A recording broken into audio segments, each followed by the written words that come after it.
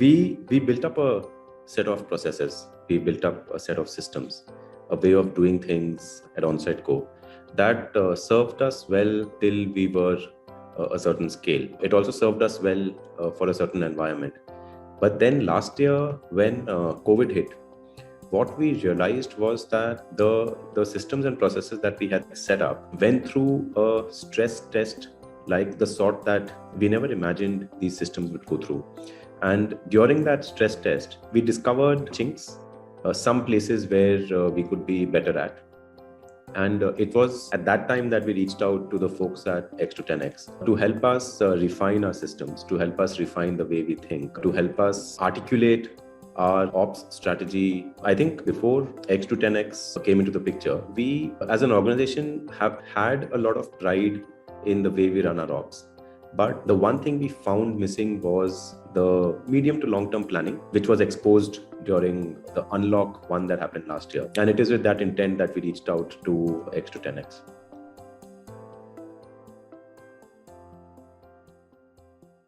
So having articulated the problem statements, what the team did is they spent a lot of time deep diving into our as-is process with our current teams. They understood what we did and then came up with a set of recommendations.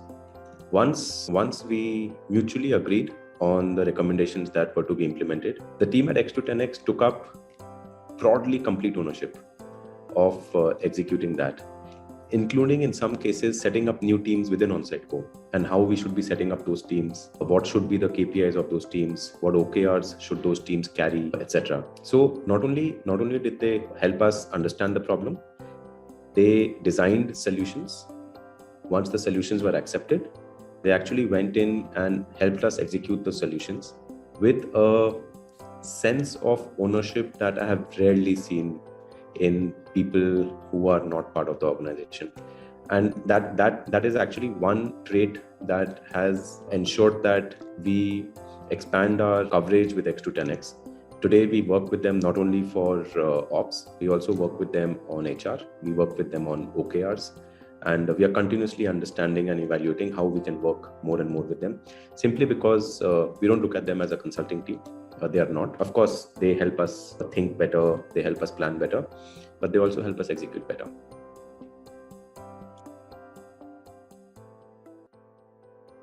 I think we finished sometime in the end of Feb or March.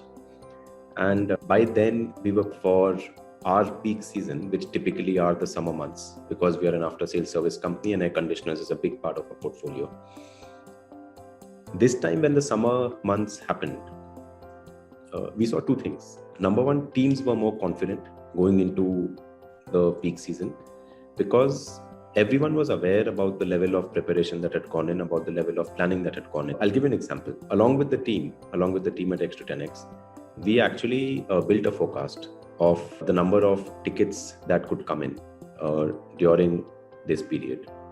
We then built a model where we tried to understand, to service those number of tickets, what are the resources required at various points of the supply chain, right? So at a call center, what will be required? At our engineer level, what will be required? At different team levels, what is the manpower required? We planned for that. Not only did we plan for that, we planned for that with enough time to go out and hire and augment teams wherever it came out that we were short of people. So plus we built out supply at the local levels, which means that if we had to add external partners to help us service, we did that as well. All because of the forecasting exercise that was undertaken, which meant that when the peak season actually came, we were fully well prepared. The teams were confident we were well prepared. And when the volumes hit us, things went fairly seamlessly. So I think that was one, the fact that preparation was very good. And the second point is related to the first point in the sense that it reflected in our NPS numbers. Probably within 75 days of the engagement, we had started seeing an uptick in our NPS. I think some of the interventions that were made were fairly structural. And we've seen those NPS numbers hold. So I do think that at least a part of that uptick has to be attributed to the team at xto10x. While these are the sort of micro benefits that we saw, right? The one big takeaway from the engagement to us was that as a team, we were very focused on running the ops for today. Because look, as a startup, there is always a fire that you have to put out. We were always focused on running the ops for today, for tomorrow, for day after. We were not really thinking beyond that. Because of the recommendations made by the team at xto10x, we now have a dedicated setup of people whose responsibilities specifically mention that they are not concerned about today's NPS. They are not concerned about tomorrow's NPS. Their job is next year's NPS. And when next year comes, they will not be concerned about that year's NPS. Their job is the NPS the year after, right? So that's a design team that we've set up with the mandate to ensure that we are always prepared, that there is a team who's always thinking of what could go wrong in the future, how we can be better in the future, and who's always working on that, right? Rather than just the here and the now. I think to me, that's not just a ops intervention. It's almost like a cultural intervention, right? Where as a company, you're not just fighting fires, you're also building enough protection to ensure that hopefully there won't be fires in the future. I think broadly our engagement with xto10x has been fairly successful. I remember one of our investors asking us to engage with xto10x quite a while back. And at that time I thought, yaar, ek aur consultant ke sath kya karna hai apne ko, right? And then last year I reached out, if I'm not wrong, directly, thinking that this is probably the right. So my point of mentioning this is that it's not like, we are naturally sort of enamored by consultants. It's not that. But with xto10x, when we started working, what I realized was that this is a relationship that requires complete openness and transparency from both sides, complete trust from both sides. And the more of the good stuff that there is, the more trust there is, the more transparency that there is, the more openness that there is by us and by the team, the better the results are.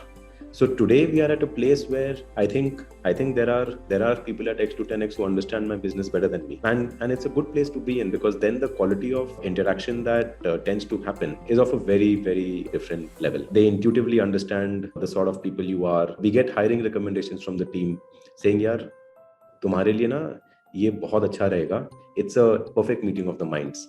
Now, how do they know it's a perfect meeting of the minds? Because they understand us well. They understand us really well. I would tell them to definitely work with you. There is absolutely no doubt in my mind. Largely for first-time founders, I would think. The earlier, the better. Especially on things like, look, something like an ops engagement is a fairly elaborate engagement. I think for work like org design, for work like OKRs, I would say treat xto10x like a founding team. Use them as early as possible. It is incredible. Use them as much as possible. It'll only make your journey easier.